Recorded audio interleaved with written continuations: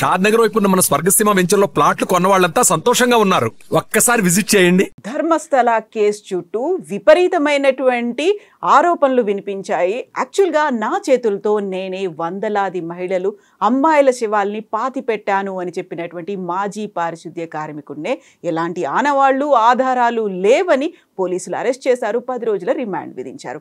యాక్చువల్గా ఇంత పెద్ద ప్రాపగాండా, ఇలాంటి ఒక మిస్ఇన్ఫర్మేషన్ని స్ప్రెడ్ చేసింది ఎవరు? ఎవరి ప్రలోభాలకి ఆ మాజీ పారిశుద్ధ్య కార్మికుడు లొంగాడు? యాక్చువల్గా ఇది కేవలం ధర్మస్థలకి మాత్రమే పరిమితం కాలేదు. మిగతా దేవాలయాలు, మఠాల మీద కూడా ఇలాంటి ప్రచారమే మొదలు కాబోతోంది అనేటువంటి వాదనలు ఎందుకని వినిపిస్తున్నాయి? మనతో పాటుగా ఉన్నారు senior journalist and political analyst Suresh Kochattil garu. Sir నమస్తే. సో ధర్మస్థలకి సంబంధించి వస్తున్నటువంటి ఈ వాదనలు కావచ్చు, వార్తలు, వీటన్నిటిని ముందు నుంచి ఖండిస్తూ వస్తోంది మీరు. అందులో అసలు ఫ్యాక్ట్స్ లేవు, అదంతా బేస్లెస్, కావాలని ప్రచారం జరుగుతోందని. ఇప్పుడు ఎండ్ ఆఫ్ ద డే వచ్చినటువంటి కంక్లూజన్ కూడా అదే. పోలీసులు ఆయన్నే అరెస్ట్ చేశారు. ఎవరున్నారు సార్ ఇంత పెద్ద ఎత్తున క్యాంపెయిన్ జరగడం వెనకాల? నేను ఇది ఫస్ట్ క్యాంప్ ఒక 2 వారాల ముందు వచ్చినప్పుడు, ఆల్మోస్ట్ 25 డేస్ ముందు ఫస్ట్ ఇది స్టార్ట్ అయినప్పుడు నేను 2-3 ఛానల్స్లో వీడియో చేశానండి దీని గురించి. దీంట్లో ఏం నిజాలు లేవు, ఎవరో చెప్పిన అలిగేషన్స్కి ప్రూఫ్ లేదని అప్పుడే చెప్పాను నేను. అప్పుడే తవ్వడం మొదలుపెట్టారు వీళ్ళంతా.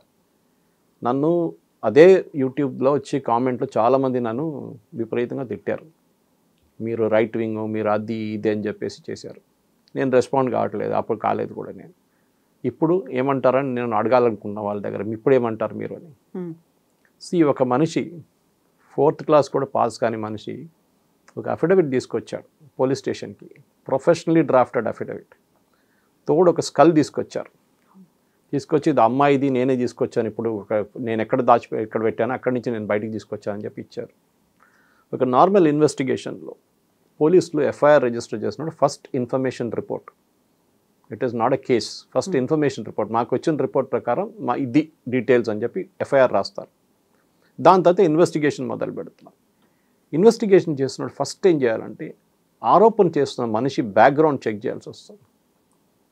ఈ చిన్నయ్య అని ఇప్పుడు తెలిసిన మనిషి ముందు మాస్టర్ మ్యాన్గా పెట్టారు. వీళ్ళు ఆయన అది చేశారు ఇది చేశారని చెప్పి ఆయన మీడియా ముందు వచ్చి ఇక్కడొచ్చి మాట్లాడారు. దాన్ని విపరీతంగా మీడియా, ఎస్పెషలీ కేరళ నుంచి వచ్చిన మీడియా చాలా మట్టుకు పాపులరైజ్ చేశారు, దాన్ని వీపప్ చేశారు. అక్కడ ఉన్న ఇస్లామిక్ మీడియా మీడియా వన్ అని చెప్పి ఒక ఛానల్ ఉంది, మాధ్యమం అని చెప్పి వాళ్ళకి న్యూస్ పేపర్ ఉంది. మీరు బిలీవ్ చేయరు, కంటిన్యూస్ లైవ్ కవరేజ్ ఉండే ధర్మస్థల నుంచి, కేరళ నుంచి వెళ్ళిన 6 మీడియా ఛానల్స్, అది కాకుండా యూట్యూబ్ ఛానల్స్. అక్కడ సమీర్ అని ఒకటి ఉన్నాడు, వాడు ఇంకోడు, వాడిని కూడా ఇప్పుడు కస్టడీలో తీసుకున్నారు పోలీసులు. వీళ్ళందరూ కలిసి పుకారు లేపారు, అక్కడ ఇది జరిగింది అది జరిగింది ధర్మస్థల అని చెప్పేసి. మీరు దానికన్నా ముందు ఒక మ్యాటర్ మెన్షన్ చేసి, ఇది ఒకటి ఐసోలేటెడ్ ఇన్సిడెంట్ కాదు, మిగతా దాని మీద ఇషా యోగా మీద కూడా మీకు గుర్తుంటుంది, ఇట్లానే ఆరోపణలు చేశారు. అమ్మాయిలు చంపారు, అమ్మాయిల్ని రేప్ చేస్తున్నారు, అమ్మాయిలు అది చేస్తున్నారు అని చెప్పి సద్గురు మీద ఆరోపణ చేశారు. అమ్మాయిని కిడ్నాప్ చేసి అక్కడ పెట్టుకున్నారని చెప్పి. తర్వాత తెలిసింది దాంట్లో ఏం నిజం లేదే. ఆయన మీద ఎన్వైరన్మెంటల్ కేసు వేశారు. ఆయన అక్కడ కొండపైన చెట్లని కొట్టేశాడు, అక్కడ ఆశ్రమం పెట్టుకున్నాడు అని చెప్పి. దాని తర్వాత అది కూడా ఇది ఎక్కడ ప్రాబ్లం ఎక్కడ వచ్చిందంటే, సద్గురు ఉన్న ఇషా యోగా పక్కన మేజర్ కన్వర్షన్ నడుస్తుంది ఇంటూ క్రిస్టియానిటీ. దానికి సద్గురు ఆపగలరు. నేను అందరూ చెప్తాను, ఈ మోడర్న్ స్వామీస్ని అందరినీ, ఇస్కాన్ ఇంక్లూడింగ్ ఇస్కాన్, నేను ఏం చెప్తానంటే, ఎప్పుడు నేను ఆమె బిలీవర్, దేవుడు ఉన్నాడని నాకు ఒక బిలీఫ్ ఉంది. ఎక్స్ప్రెస్సీ నేను వెళ్ళి అంత బిలీవ్ చేయడం కానీ, అక్కడ వెళ్ళి 2 సార్లు ప్రదక్షిణం చేయడమో 108 సార్లు ప్రదక్షిణ చేయడం అదేం అక్కర్లేదు. If you believe in the God, you believe in the God, అంతే. ఒకసారి వెళ్ళి చేస్తే చాలు మీరు. కానీ మీరు ఈ ఇషా యోగా కానివ్వండి, శ్రీ రవిశంకర్ గారు కానివ్వండి, ఇస్కాన్ కానివ్వండి, వీరేం చేశారంటే యంగ్స్టర్స్ని, హిందూ యంగ్స్టర్స్ని తిరిగి హిందూయిజంలో తీసుకొచ్చారు. ఇప్పుడున్న జనరేషన్ని మీరు గుడికి వెళ్ళమంటే వాళ్ళు రారు, వాళ్ళు పట్టించుకోరు. చాలా పోదాం, పండుగ ఉంటే వెళ్దాము, లేకుంటే బర్త్డే ఉంటే ఆ రోజు వెళ్దాము అని, అంతే. కానీ వాళ్ళు రెగ్యులర్గా రారు. అదే టైంలో ఈ ముస్లిం కమ్యూనిటీ కరెక్ట్గా ఫ్రైడే రోజు ఎక్కడున్నా కానీ వాళ్ళు మస్జిద్కి వస్తారు నమాజ్కి. అదే టైంలో క్రిస్టియన్స్ చూడండి, వాళ్ళు సండే అంటే సండే చర్చ్లో ఉంటారు, వాళ్ళు కుంజి తీసుకెళ్తారు వాళ్ళ పేరెంట్స్. హిందూస్ ఒక డిఫాల్ట్ కాదు, ఓకే వీఆర్ బిలీవర్స్. కొంతమంది అయితే ఏథిస్ట్ అయిపోయారు, మాకు అసలు రిలీజియన్తో సంబంధం లేదని చెప్పి. ఇక్కడ యంగ్స్టర్స్ చాలామంది ఫ్యాషనబుల్ అయిపోయారు.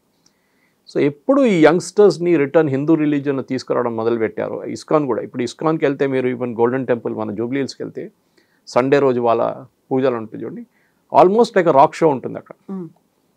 అంటే they are enjoying it youngsters అంతా 18, 19, 20, 21 ఆ ఏజ్ గ్రూప్లో 25 దాకా ఉంటారు. ముసలోళ్ళు లారని కాదు, వాళ్ళు కూడా ఉంటారు పక్కన కూర్చొని. వీళ్ళు చేస్తున్న డ్యాన్స్ కానివ్వండి, వాళ్ళు చేస్తున్న యూనో ఏం చెప్తారు మ్యూజిక్ కానివ్వండి, అన్నీ వాళ్ళతో రైమ్ అవుతుంది అన్నమాట. ఇషా యోగా కూడా అదే చేస్తారు. మీరు శివరాత్రి టైంలో చూడండి, సో అది కూడా చేస్తున్నారు. It's like a rock show almost. అందరు ఆర్టిస్ట్ని తీసుకొస్తాను. ఏమవుతుందో సడన్గా హిందూ రిలీజియన్లో యంగ్స్టర్స్ రావడం మొదలుపెట్టారు return. Same with Shri Ravishankar also. అందరి మోడస్ ఆపరెండి డిఫరెంట్ ఉంటుంది, వాళ్ళ స్ట్రాటజీ డిఫరెంట్ ఉంటుంది. ఇన్నర్ ఇంజనీరింగ్ అని చెప్పి ఇషా యోగాలు నడిపిస్తారు. సద్గురుది ఇంకో ప్రోగ్రామ్ ఉంది. ఇది ఒక థ్రెట్గా మారిపోయింది. ఎందుకంటే ఒకసారి యంగ్స్టర్స్ తిరిగి హిందూ రిలీజియన్లో రావడంలో ఈ కన్వర్జన్ మాఫియాకి పెద్ద దెబ్బ తాకింది. అదే ధర్మస్థలాలు జరిగింది. ధర్మస్థలంలో మీకు తిమ్మరాడి అని ఒక మనిషి ఉన్నాడు అక్కడ. ఈ was Sangh Parivar guy initially, Bombay నుంచి వచ్చింది. అక్కడ అన్ని పనులు చేసిన తర్వాత అక్కడ పోలీసు వాళ్ళు అన్ని దే ఎక్స్టర్న్డ్ హిమ్ ఫ్రమ్ దేర్. అంటే మన దగ్గర చేస్తారు కదా, హైదరాబాద్ నుంచి తీసి పక్కన పడేస్తారు. Okay, you're banned from entering Hyderabad. బహిష్కరించారు. అది హిందీలో ఒక వర్డ్ ఉంది దానికి, I'm not getting the exact word. Okay, you're sent out. So అట్లనే పంపించిన మనిషి ధర్మస్థలాకి వచ్చారు. ఆయన అక్కడ వచ్చి ల్యాండ్ కొనుక్కున్నారు చాలా మటుకు. ఈ ధర్మస్థలాలో పెద్దగా మాఫియా ఉంది, అంటే దాని చుట్టుపక్కల. అది ధర్మస్థల ఒక ఫారెస్ట్ ఏరియా. అది అక్కడ రావాలంటే మీకు ట్రాన్స్పోర్ట్ లేదు ఆ టైంలో. అంటే 20 సంవత్సరాలు 15 సంవత్సరాల ముందు అక్కడ పెద్ద ఒక ఆటో గ్యాంగ్ ఉండే. అక్కడ వాళ్ళు ఏ రేట్ అడిగితే అదే రేట్కి వెళ్ళాలి మీరు అందరూ, ఎందుకంటే ఒక గ్యాంగ్ వాళ్ళు, లేకుంటే మీరు వెళ్ళలేరు ధర్మస్థలాకి. సో చాలా హెవీ ఫీజు ఇచ్చి అమౌంట్ ఇచ్చి వాళ్ళు ఆటోలో వస్తారనమాట. అక్కడ వస్తున్న భక్తులు. ఇప్పుడు బస్సులు ఉన్నాయి, కార్లు ఉన్నాయి అని వస్తున్నాయి, కానీ ఆ టైంలో లేకుండే. ఈయనేం చేశాడు, ఇది నడిపించడం మొదలుపెట్టాడు ఆటో.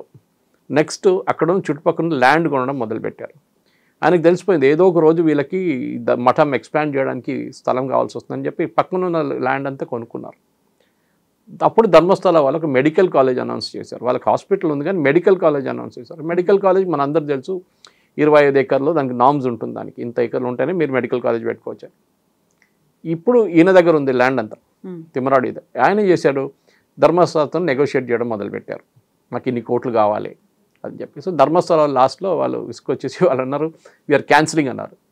క్యాన్సిలింగ్ అనగానే కోటి రూపాయలు, వందలాది కోట్లు పెట్టుకుని కొన్న డబ్బులుతో కొన్న ల్యాండ్ అంతా వేస్ట్ అయిపోయింది. అక్కడ మొదలైంది ధర్మస్థల వీరేంద్ర హెగడే ఇప్పుడున్న ధర్మాధికారి అండ్ ఈ తిమ్మరాడి నడిమిట్లో గొడవ.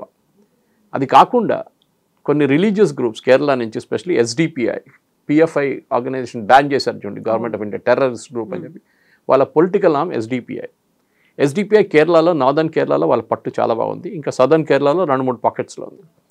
వాళ్ళు మ్యాంగ్లూరు వైపు నుంచి కూర్గ్కి వచ్చి, కూర్గ్ నుంచి ఉడుపి నుంచి మణిపాల్ నుంచి కొండాపుర నుంచి మురుదేశ్వర్, ఇట్లా మొత్తం ఎక్స్పాండ్ చేసుకుంటూ వెళ్తున్నారు వాళ్ళు. ఎస్డిపిఐ కూడా అక్కడ వచ్చి వాళ్ళ బేస్ పెట్టుకున్నారు. So that's why you see మీరు సదర్న్ కర్ణాటకకి వెళ్తే మీకు కేరళ నుంచి వచ్చిన ముస్లిమ్స్ కనిపిస్తారు, లోకల్ ముస్లిమ్స్ ఎక్కువ కనిపించారు.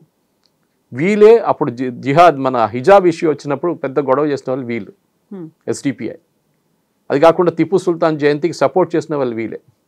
సో న్యాచురల్లీ కర్ణాటక గవర్నమెంట్ ఏం చేయాలంటే ఫస్టే that they should investigate the background of this person.